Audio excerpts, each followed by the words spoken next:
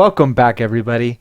In this lecture, you're going to learn how to use jQuery to change the icon to a completely new icon when the user hovers over the icon element with their mouse. Let's get right into it. Here's our page. We're going to walk through 3 methods to change these icons on hover.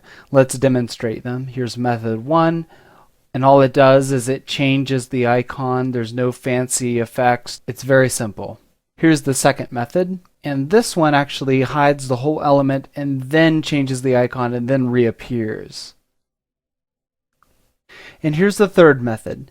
This method is the smoothest of the 3. When we hover over the icon, one icon fades out while the other fades in, so it appears to be a seamless transition.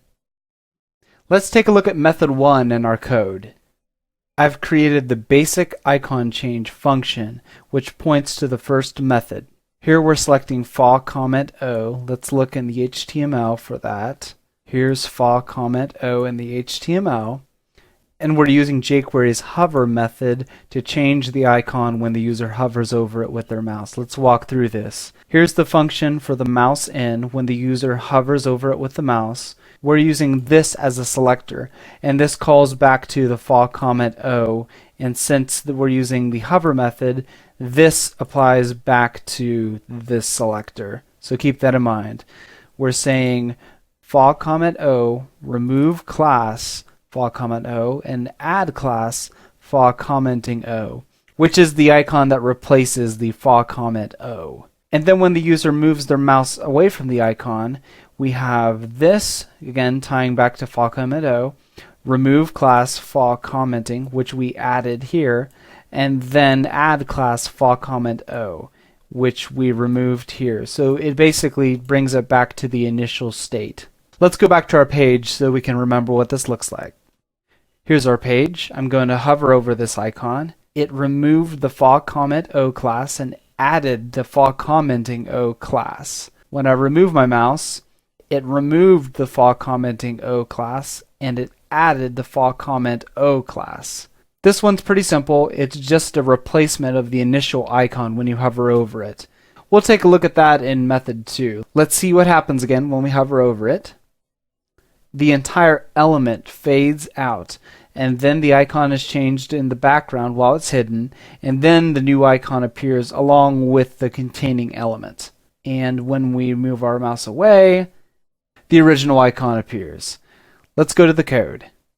Here we are. We're using the fade icon change function, which maps to method 2. We're using the same hover method as we did in method 1. Let's take a look at the code here. We're selecting faux address book. Here's the faux address book element in the HTML.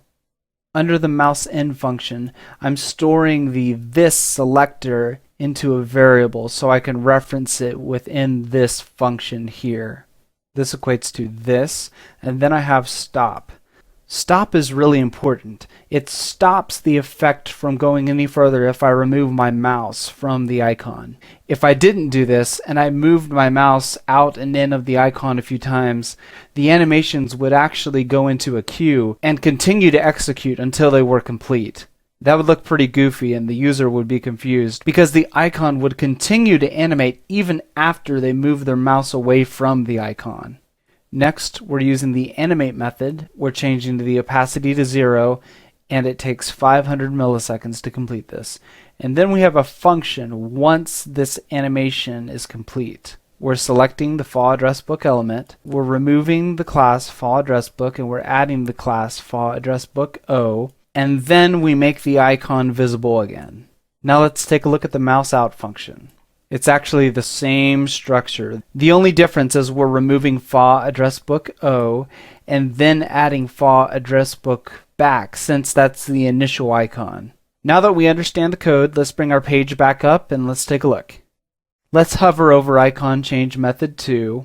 When we bring our mouse in, it hides the element, and in the background it changes the icon to the O variant, and then it makes the element visible again with the O variant appear.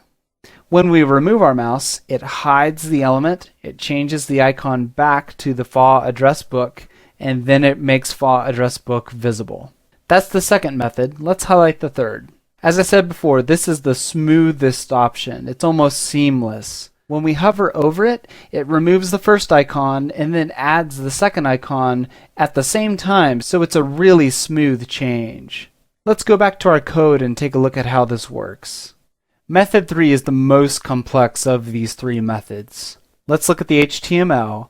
There are two icons here, fall comments and fall comments O. In the previous methods, we only had one Font Awesome icon, and we selected that icon and then simply removed the class and then added another. In this case, we actually have two icons. In order for it to be a seamless change, one icon has to be underneath the other. Let's take a look at the CSS that makes this happen. We have a fall comments wrapper, and then we have a CSS selector which sets the position to relative. Then we have another selector which sets the top property to -250px. It just brings it back up after using position relative. And then we have our opacity settings for fall comments and fall comments O.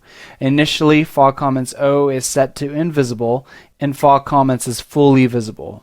There's the CSS. Now let's look at our jQuery. We have the seamless icon change function. When we hover over the fall comments wrapper, the fall comments icon disappears and the fall comments O icon appears. These two lines occur almost at the same time, and that's why it appears to be a seamless change. Then when we pull our mouse away, fall comments O disappears and fall comments appears. Let's go back to our page and take a look. As you can see, when I hover over this icon, fall comments disappears while fall comments O appears. Because the appearance and disappearance are set to the same, it appears to be a seamless transition. And then when I pull my mouse away, same thing. One appears while another disappears. Let's take a deeper look at this in Chrome Developer Tools. Here's the fall comments in the HTML. And here's the fall comments O also in the HTML. Fall comments has an opacity property set to 1. Fall comments O opacity is set to 0. When I hover over this icon, keep an eye on the HTML over here. I'm going to hover over it now. And you can see that change. Fall comments O has an opacity set to 1, while fall comments has an opacity set to 0. Keep an eye on it. I'm going to move my mouse away.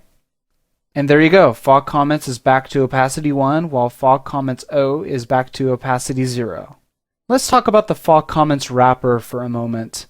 In the other examples, I did not use a wrapper. The reason I used a wrapper is because I did not want the containing element to disappear along with the icon. In method 2, if we highlight over it, the icon and the container disappears. I only wanted these icons to change, not the container element. If we highlight over fall comments wrapper, it has a height set to it and a width set to it. Let's look at the CSS. Here's the fall comments wrapper, height 250, width 250, and border radius. Border radius is very important in this case. If I highlight over the icon, you'll see that I have to put my mouse completely on the icon before that hover method will kick off. Well, if I remove border radius 50%, look what happens. Now keep in mind, here's how much space it takes up. Let me hover over the edge of that blue. And the hover method actually kicks off even though I'm not highlighting over the icon. Let's turn border radius back on. Let me show you the eye element.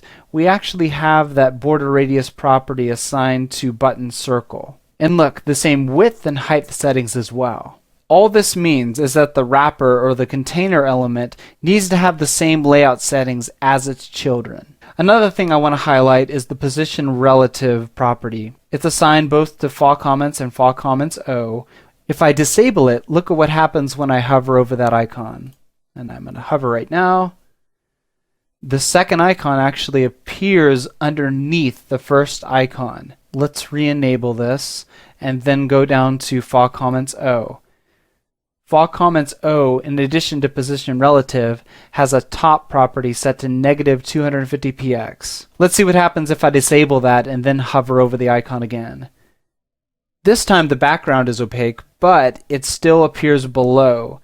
This negative value in the top property actually brings that icon all the way back up to the same physical space of the first icon. The reason why I decided on negative 250px is because the button circle element, which is the container, is set to 250px. Pairing position relative on both of the icons, and then the top property with negative 250px on fog comments O brings fog comments O back up where fog comments actually lives. That's all for now. Thank you so much for watching.